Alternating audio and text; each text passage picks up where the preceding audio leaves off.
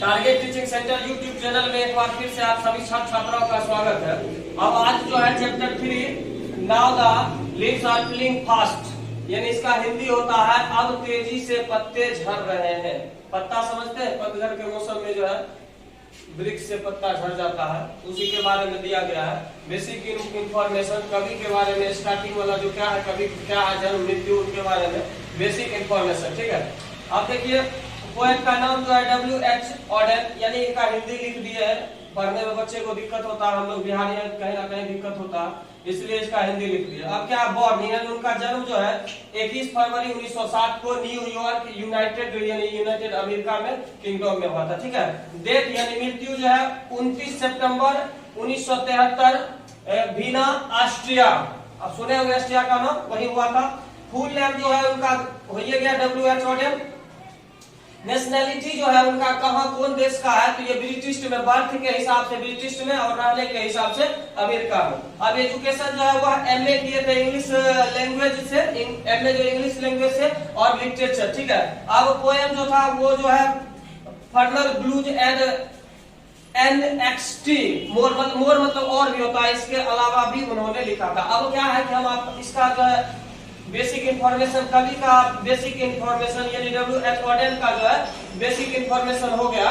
अब इसका जो समरी लिखाएंगे, किसका, now leaves are falling fast, यानी अब तेजी से पत्ते झड़ रहे हैं।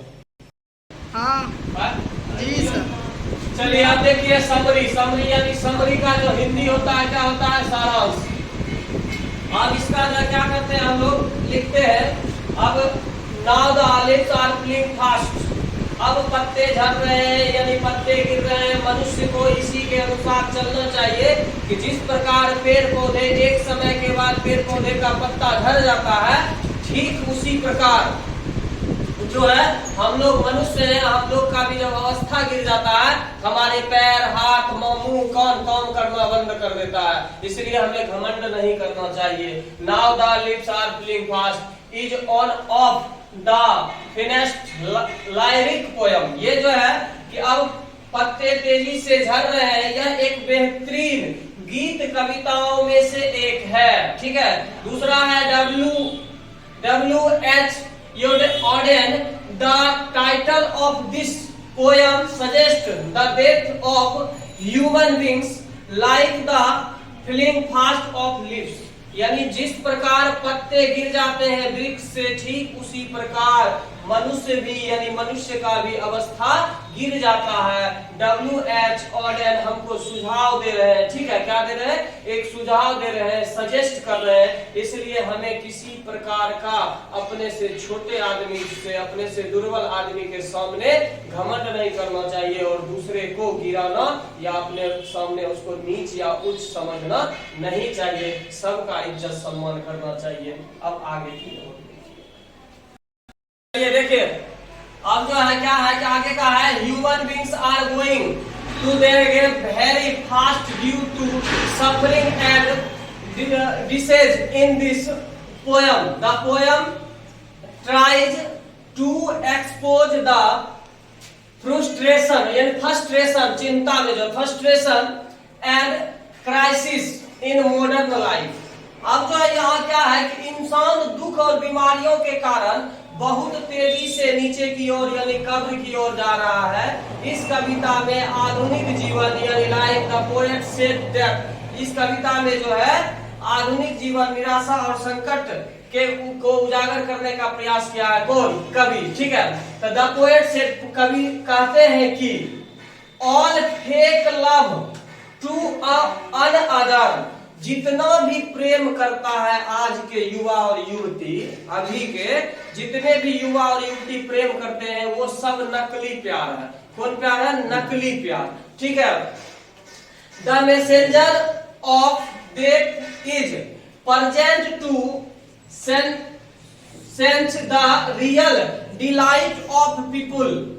अब यहाँ क्या है कि यहाँ कवि कहते हैं कि सभी एक दूसरे से, यानी पहले तो सबसे नकली प्यार करता है आज के लोग, और वास्तविक जो मृत्यु का यानी वास्तविक जो हमारे पास जो आनंद है उसको भी छीनने के लिए वो लोग मौजूद हो जाता है। जैसे भी आप लोग प्रेम कीजिएगा वहीं आपको दर्द शुरू होगा, जैसे ही दर्द शुरू होगा तो आपका आनंद जो है, आपका जीवन जो है वह क्या हो जाएगा, धीरे धीरे धीरे धीरे धरती के अंदर यानी कब्र में जाते जाएगा और आपकी सारी खुशियां छीन जाएगी।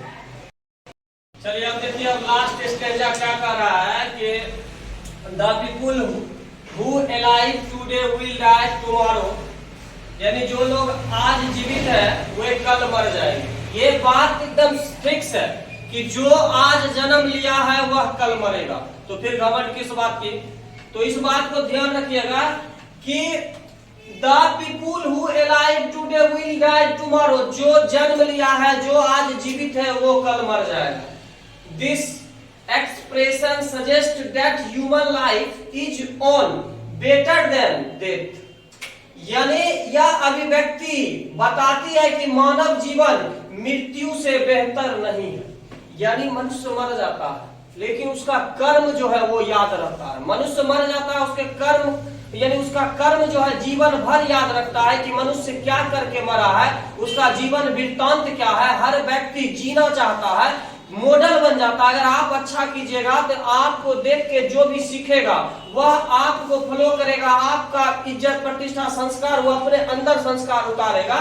इसलिए ध्यान रखिएगा कि जो मृत्यु है वह जीवन जो है यानी मृत्यु से अच्छा है, मानव का जीवन जो है मृत्यु से अच्छा है। The underline idea in this poem is that death is certain, like three man also has to meet his end on death. अब जो आदमी है वह इस कविता में अंतर्निहित विचार यह है कि मनुष्य का यानी जो भी इस पृथ्वी पर जीव है, जो जन्म लिया है, उसका अंत निश्चित है। उसका अंत निश्चित है यानी उसकी मृत्यु निश्चित है। वृक्ष की तरह मनुष्य को भी एक ना एक दिन यानी एक दिन मृत्यु को प्राप्त करना है, यानी अपने अंत को प्राप्त करना है। ठीक है, यानी इसलिए जान लीजिए कि मनुष्य जो कर्म करता है उस कर्म ही याद रखा जाता है। आप याद नहीं रखे जाएंगे। आप मरे, आप जैसे खराब कर्म करिएगा आप मरने के बाद भी लोग आपको गाली देगा। ठीक है, यदि हमारा वीडियो आपको अच्छा लगता है हमारे चैनल को सब्सक्राइब करें, लाइक करें। धन्यवाद।